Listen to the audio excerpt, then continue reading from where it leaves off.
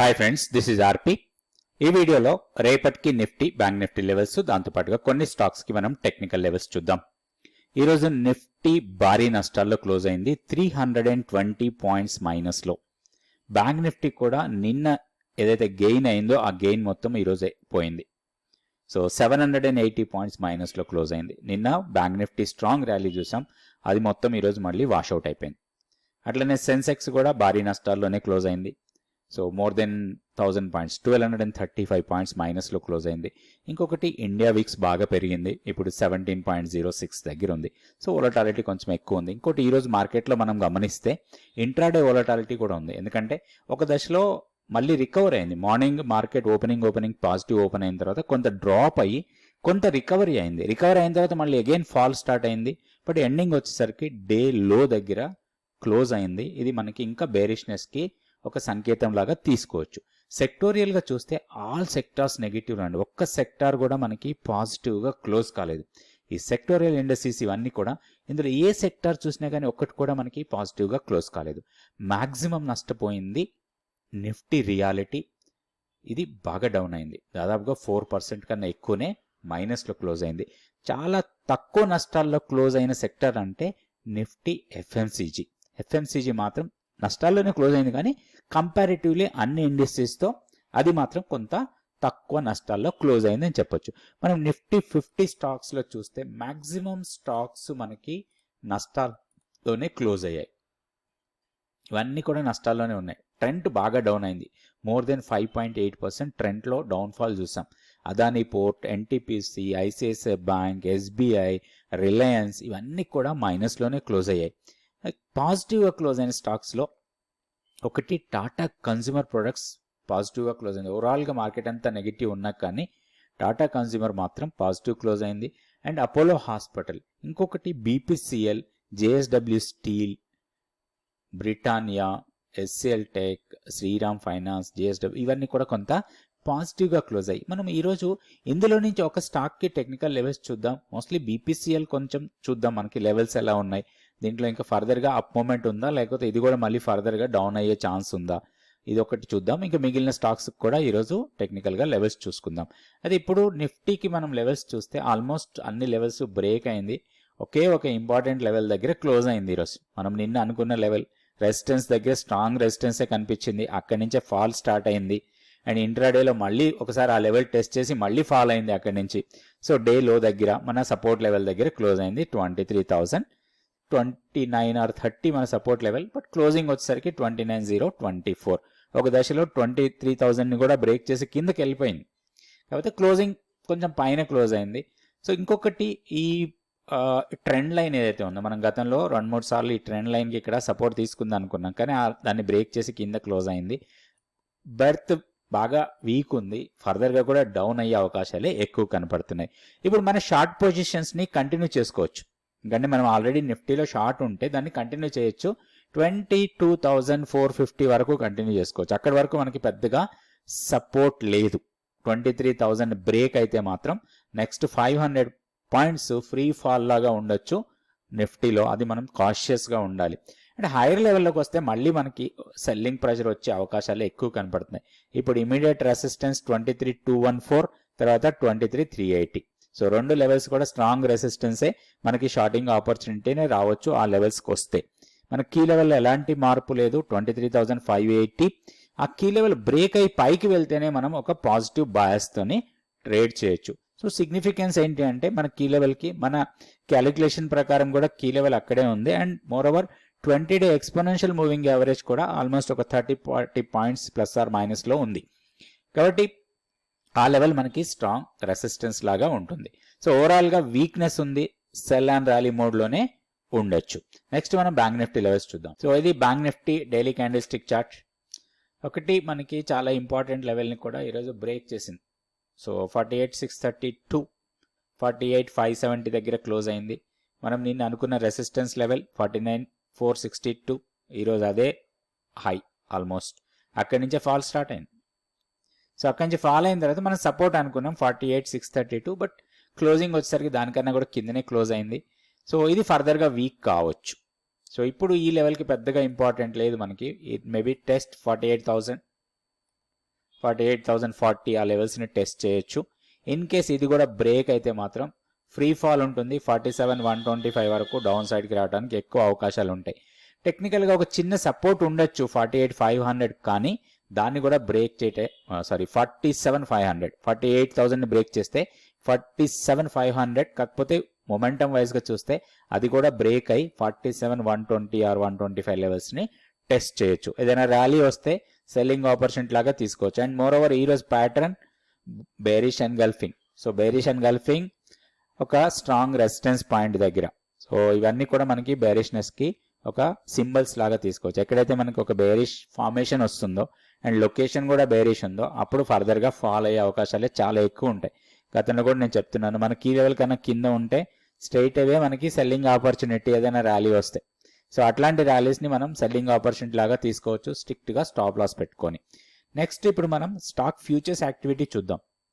ఇంత భారీ ఫాల్ అయిన తర్వాత మనకి లాంగ్ బిల్డప్లో పెద్దగా స్టాక్స్ ఉండకపోవచ్చు. స్టాక్ ఫ్యూచర్స్ యాక్టివిటీ చూస్తే లాంగ్స్ కొన్ని బిల్డ్ అయినాయి. ఆర్తి ఇండస్ట్రీస్ పర్వాలేదు, 19% ఓపెన్ ఇంట్రెస్ట్ పెరిగింది అండ్ ప్రైస్ కూడా పెరిగింది. దాల్మియా భారత్, టాటా కన్స్యూమర్ ప్రొడక్ట్స్కి ఈరోజు మనం టెక్నికల్ లెవెల్స్ కూడా చూద్దాం. తర్వాత Berger paint, SL tech, Marico, Apollo hospital, Max health, వీటన్నిటిలో కూడా కొంత లాంగ్స్ బిల్డ్ అవుతున్నాయి. అంటే ప్రైస్ పెరిగి ఓపెన్ ఇంట్రెస్ట్ పెరిగిన స్టాక్స్ ఇవి. ఇందులో నుంచి మనం టాటా కన్స్యూమర్ ప్రొడక్ట్స్కి టెక్నికల్ లెవెల్స్ తీసుకుందాం.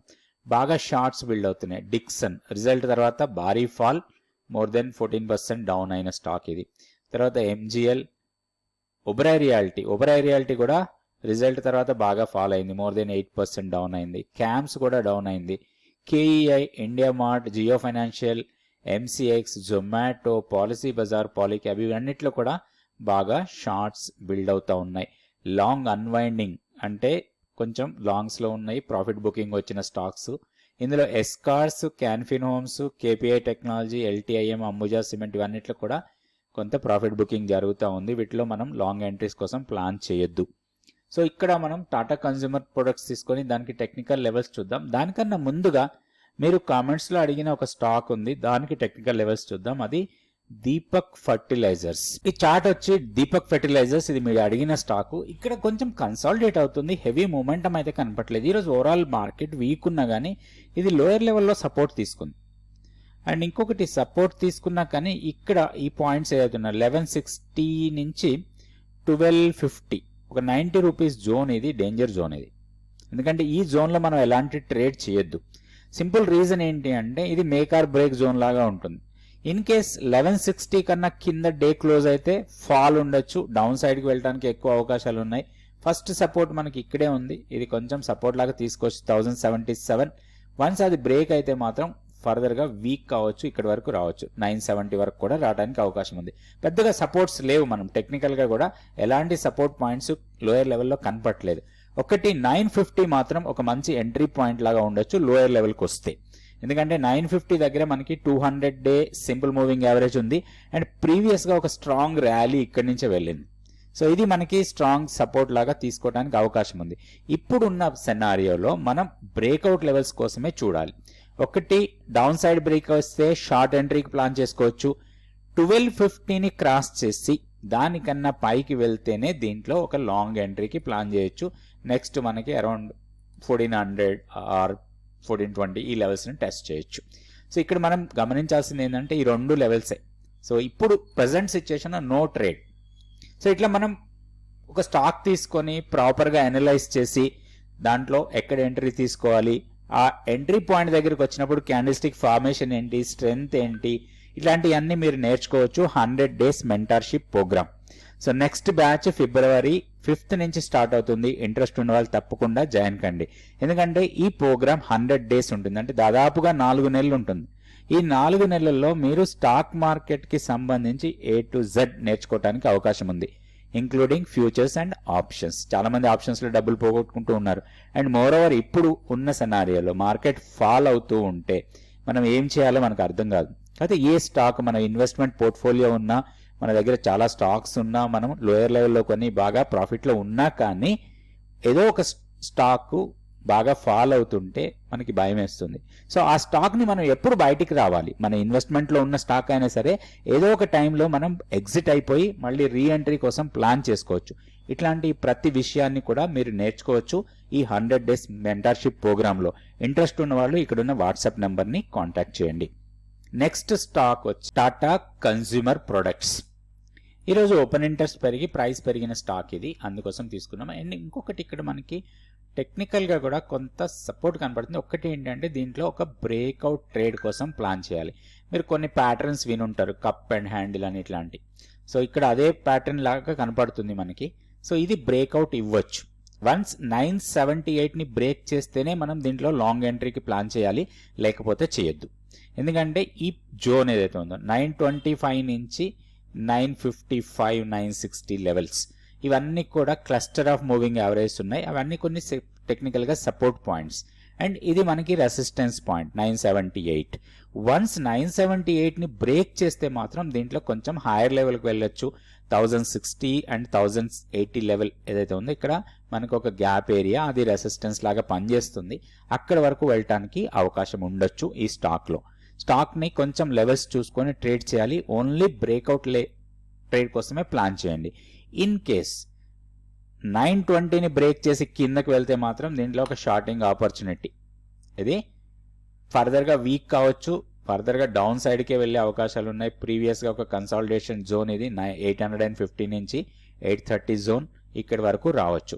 ఇట్లా లెవెల్స్ చూసుకొని దీంట్లో మనం ట్రేడ్ చేయొచ్చు. ఇంకొక స్టాక్ కూడా చూద్దాం. ఈ స్టాక్ వచ్చి ఐటీసీ. సో చాలా మంది పోర్ట్ఫోలియోలో ఉండి ఉండొచ్చు ఈ స్టాక్. అయితే ఒకటి ఇక్కడ ఫాల్ అయిన తర్వాత ఇక్కడ కన్సాలిడేట్ అవుతుంది. ఒకటి ఇప్పుడున్న లెవెల్ చాలా ఇంపార్టెంట్ లెవెల్ దగ్గర ఇది ట్రేడ్ అవుతుంది. 438, 437. సో ఇక్కడ మనం గమనించాల్సిన లెవెల్ ఈ లో. So 430. In case day closing 430 కన్నా కింద అయితే మాత్రం దీంట్లో వీక్నెస్ రావచ్చు, ఫర్దర్ డౌన్ సైడ్కి వెళ్ళడానికి అవకాశం ఉంది. 415 ఆ తర్వాత 400, ఈ రెండు లెవెల్స్ని రాబోయే రోజుల్లో టెస్ట్ చేయొచ్చు ఇన్ కేస్ ఈ లెవెల్ ఫెయిల్ అయితే. ఇప్పుడు మనకి 438 ఒక స్ట్రాంగ్ సపోర్ట్ పాయింట్స్. ఈరోజు హైయర్ లెవెల్లో సెల్లింగ్ ప్రెజర్ వచ్చింది. మోర్ ఓవర్ ఈరోజు క్యాండిల్ కొంచెం doji type of candle. So దీంట్లో ఒక పాజిటివ్ మొమెంటం రావాలంటే మాత్రం ఈరోజు హైని బ్రేక్ చేయాలి. 447, ఇప్పుడు 437 ఉంది, ఇంకొక 10 రూపీస్ అప్ సైడ్. సో ఈ లెవెల్ని బ్రేక్ చేస్తే మాత్రం కొంచెం ర్యాలీ ఉండొచ్చు స్టాక్లో. అండ్ మోర్ ఓవర్ ఇక్కడ 447, 450 లెవెల్ దగ్గర 20-day ఎక్స్పోనెన్షియల్ మూవింగ్ యావరేజ్ కూడా ఉంది. అది కొంచెం మనకి రెసిస్టెన్స్ పాయింటే. ఓన్లీ దాన్ని బ్రేక్ చేస్తే మాత్రం మనకి 470 ఆర్ 472 లెవెల్స్ దగ్గరికి వెళ్ళడానికి అవకాశం ఉంది. ఇట్లా లెవెల్స్ చూసుకోవాలి, దాన్ని బట్టే మనం ట్రేడ్ చేసుకోవాలి. ఒక లెవెల్ బ్రేక్ అయిందంటే ఫ్రీ ఫాల్ ఉంటుంది. చాలా ఇంపార్టెంట్ ఏంటంటే ఎప్పుడైనా సరే ఒక మార్కెట్లో ఆర్ ఒక పర్టికులర్ స్టాక్లో చాలా ఇంపార్టెంట్ లెవెల్స్ ఉంటాయి.